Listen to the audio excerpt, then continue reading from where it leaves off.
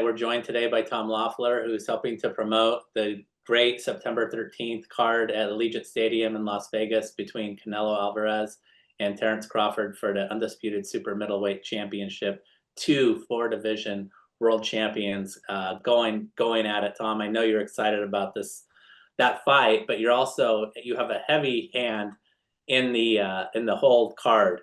And starting with one fight that I wanted to start to is the co-main event between your fighter Callum Walsh and Fernando Vargas Jr. Why for you was that? Is this the right place for that fight? It doesn't get any bigger than this for Callum Walsh and for Fernando Jr. Two young,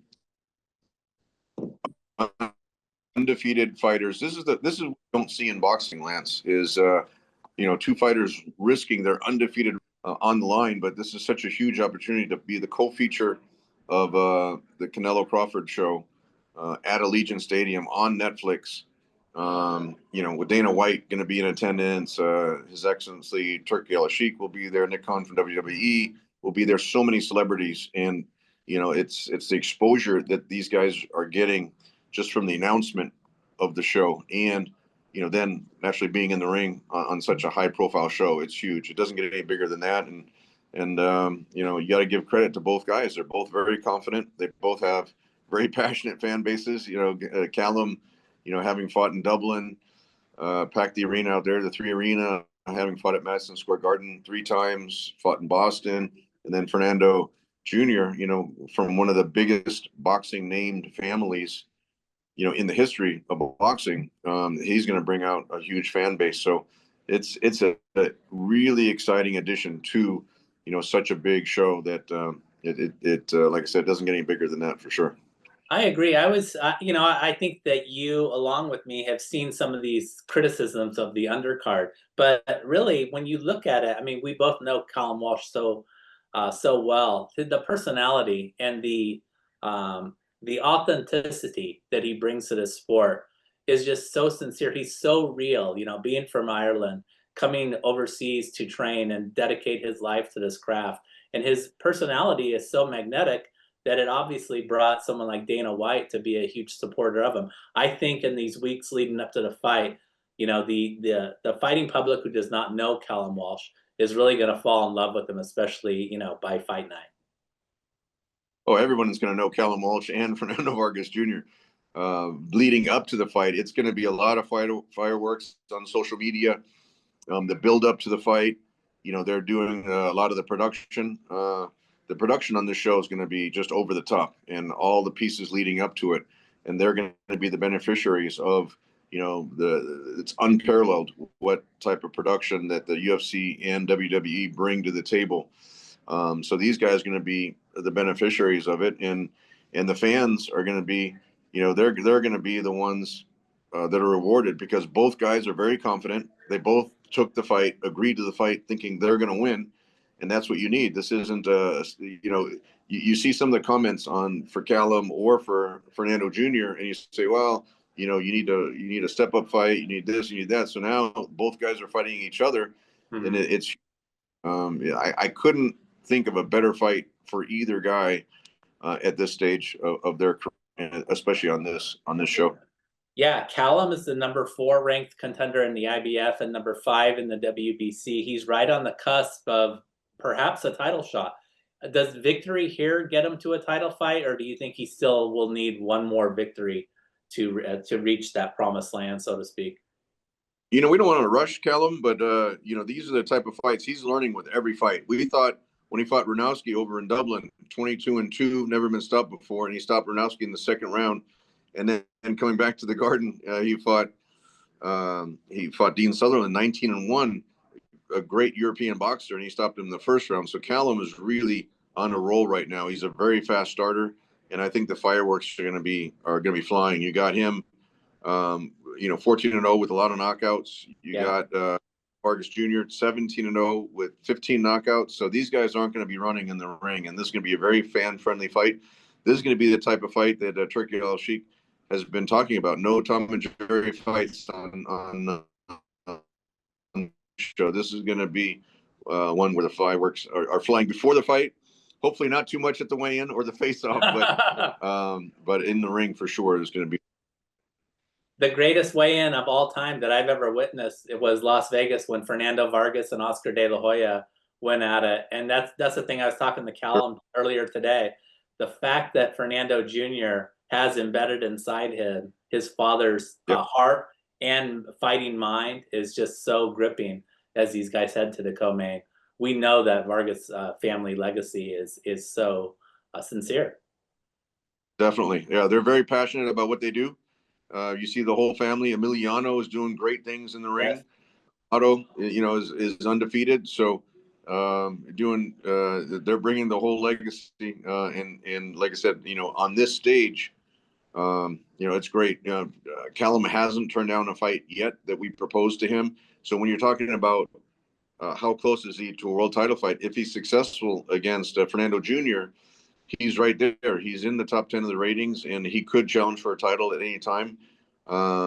You know, I think, you know, maybe one or two more fights, and he's right there in the deepest division in boxing, you know, the super welterweight division. You got so many huge names in that division that it's literally, you know, it's going to be a lot of great fights, a lot of big opportunities for him in the future. So many eyeballs on this card because it is going to be on Netflix, like Jake Paul versus Mike Tyson was, and that was a bonanza of viewers for boxing.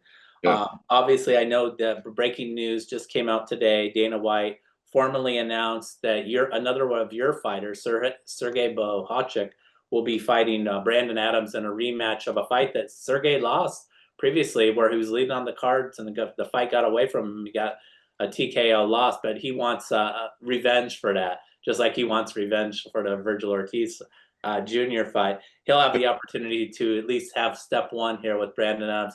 How excited are you for this fight? And this fight will be basically like the main event of the YouTube fights leading into the Netflix card, if I have that right.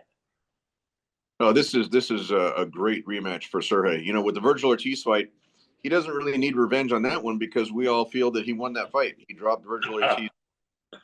We feel he should have won the decision. He was the defending champion. But with Brandon Adams, it's a different story. He was winning on all the scorecards. It was a strange situation out there outdoors in Puerto Rico during the pandemic. It was misting. The ring was slippery. The referee had to stop the fight twice. So it was a big disadvantage for Boachuk being the taller fighter, you know, boxing on a slippery ring. So this is a huge opportunity for the rematch for Sergey Boachuk. You know, Eddie Hearn was out there saying how they made a big offer for Boots Ennis, but, you know, I don't think anything tops the opportunity to be on this show here, especially to get the revenge against Brandon Adams. And then if Sergey is successful, you know, like I said, we believe that that's the only blemish, real blemish on his record. And then the doors are wide open for him. You know, he had a dominant beating Brian Mendoza, beating Ishmael Davis, arguably beating Virgil Ortiz. So if he's successful against Brandon Adams here, we're looking forward to just keeping that momentum going. He's the number one contender in the WC. He's the mandatory challenger. So he's in a terrific position right now. But, you know, he needs to avenge that loss against Brandon Adams. And Brandon Adams is coming into the fight knowing that he beat him one time before and feeling like, look, we can do it again. You saw what happened with Oscar De La Hoya and Shane Mosley. You know, Brandon Adams has that same confidence. They took the fight believing they can beat Sergey Boachuk, and then that would turbocharge Adams' career. So this is another exciting fight. It was a nonstop action the first time around, and it'll be more of the same fireworks for the rematch. What can you tell me, Tom, about those negotiations, you know, however long they lasted with Eddie Hearn about a Boots Ennis fight? Because you made a great point. We're in the pole position for a shot at the WBC title. Yes, right. Boots Ennis is a former champion, but he's not a champion at 154. Is that what ultimately swayed you to maintain that pole position rather than take that fight?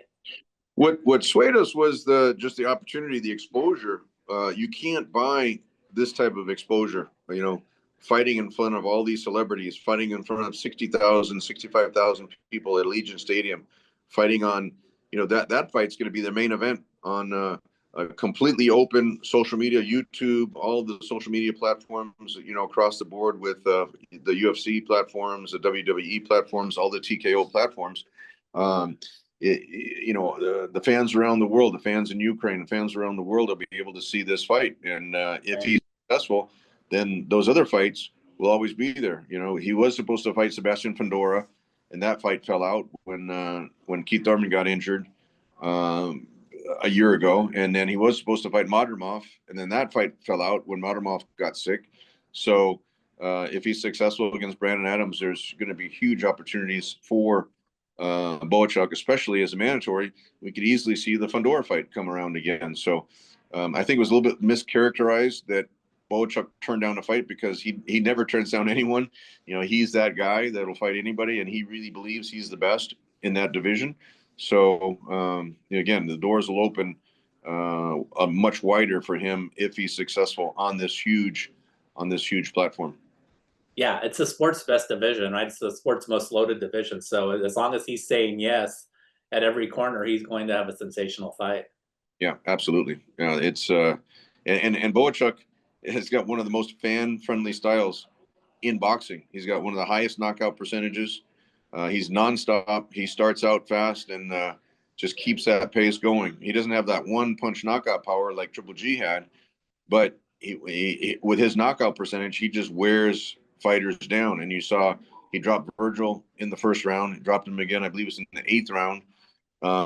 So he just wears fighters down. I don't know how one judge scored the last 4 rounds of that fight for Virgil, almost to make up for the second knockdown. But that's what happens. Hopefully in this fight here in Las Vegas, it won't be left in the judges' hands. Exactly. One other thing that I wanted to talk to you about on the undercard, the main undercard, is this great super middleweight battle between Christian and Billy and Lester Martinez, who fights for Pro Box TV, which owns BoxingScene. Sensational fight, right? I mean, for those who know both guys and follow both guys, that's going to be an all-action war, I would expect. Absolutely. I'm excited for that fight. I'm really excited for that fight because Mbili is a very strong, dominant fighter, and also a lot of knockouts. And then you got Lester Martinez, like you said, who's been moved in a very good way on Pro Box. So that's a great matchup. I'm looking forward to that one. There's a lot of solid fights on that show, including, I'm also looking forward to the Ivan Ditchko fight. I've heard a lot about Ditchko, and everything is good. 6'9" from Kazakhstan. I know a few things about Kazakh fighters, and he's fighting proven, tried and tested veteran Jermaine Franklin. That this will be a great test for Ditchko, and I believe this will be a coming out party for him too. If he can perform the way everyone says he can perform, his career will be launched as well.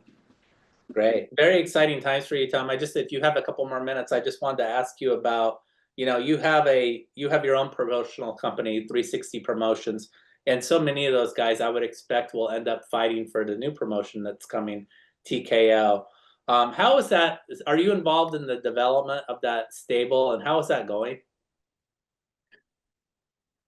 The fighters that we've developed on UFC Fight Pass, I mean, that's a great platform. Dana gave us the opportunity when HBO pretty much got out of the boxing business. We got a deal on UFC Fight Pass, and we've managed to develop some great talent, some great fighters. Boachuk's become the mandatory contender in that situation.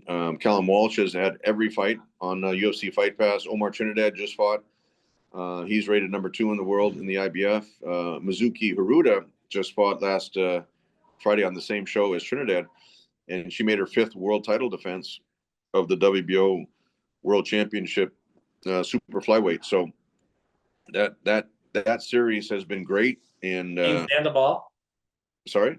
Kane Sandoval. Sandoval, Umar Janbekov. Yeah. Heavyweight division. Gore Uritzin, who trains with Freddie Roach. I mean, there's so many tremendous fighters that we've developed, and Lupita Medina just fought, right hook Roxy.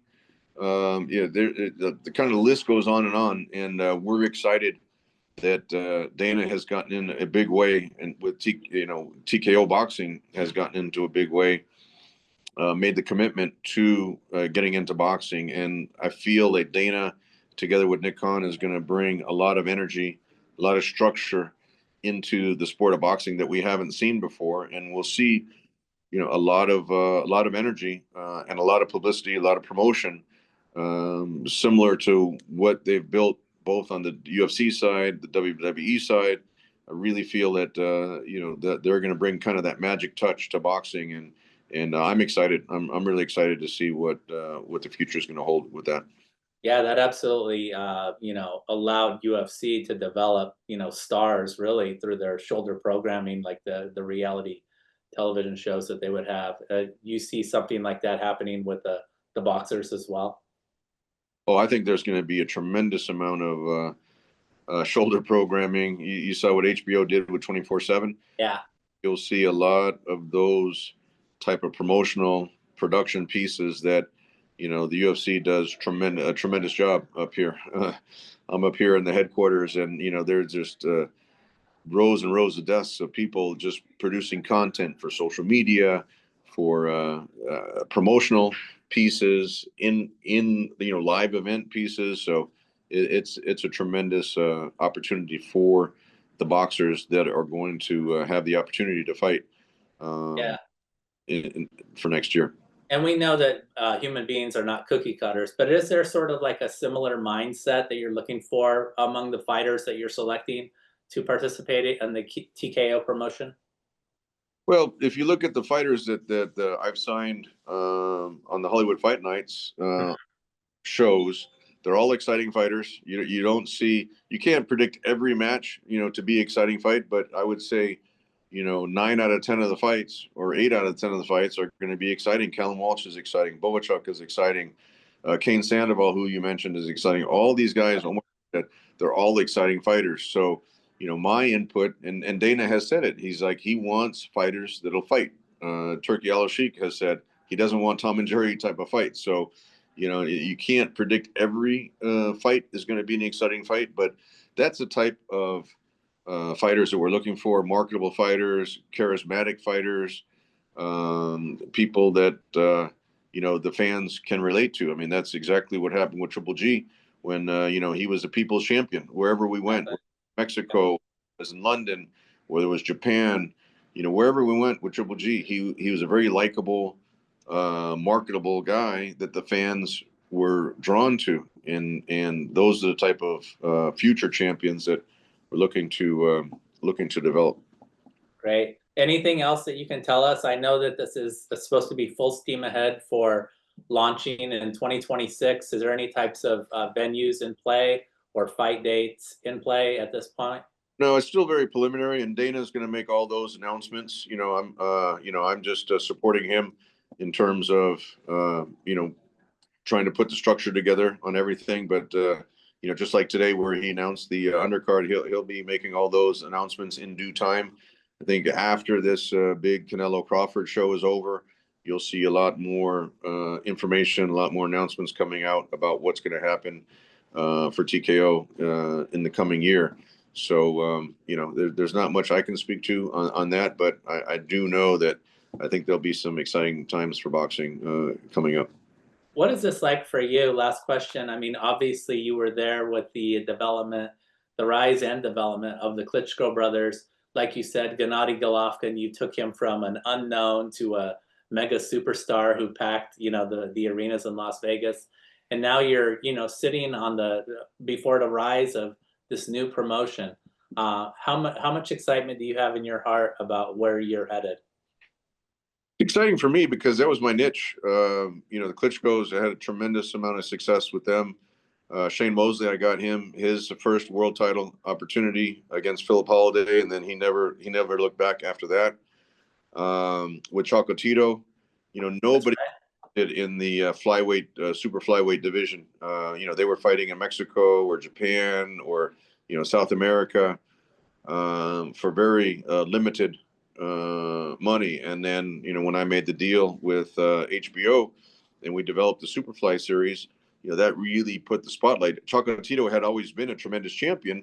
He had just never had gotten that mainstream media promotion that he did on HBO. And then, you know, with the success that I had with Superfly, it seemed like then a lot of other promoters like, oh, we can be successful.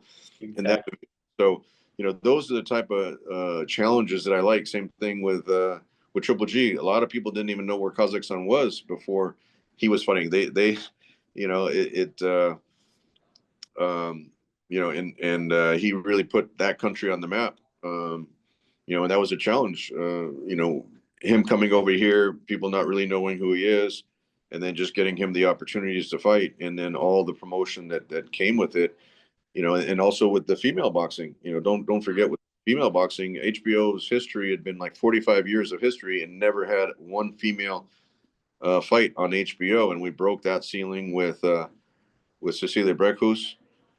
We had then when she was on the Triple G show. Then when she headlined her own show, we had Clarissa Shields on the undercard. So I think you'll see some exciting things for female boxing as well, because you see what Dana's done in the UFC. Some of his biggest stars have been like Ronda Rousey, you know, and some of the biggest stars have been female athletes. So I think we'll see some great matchups that way. So no, I'm like I said, I'm looking forward to seeing what Dana's going to bring. But you know, this card on September 13th is really going to be a special treat for the fans.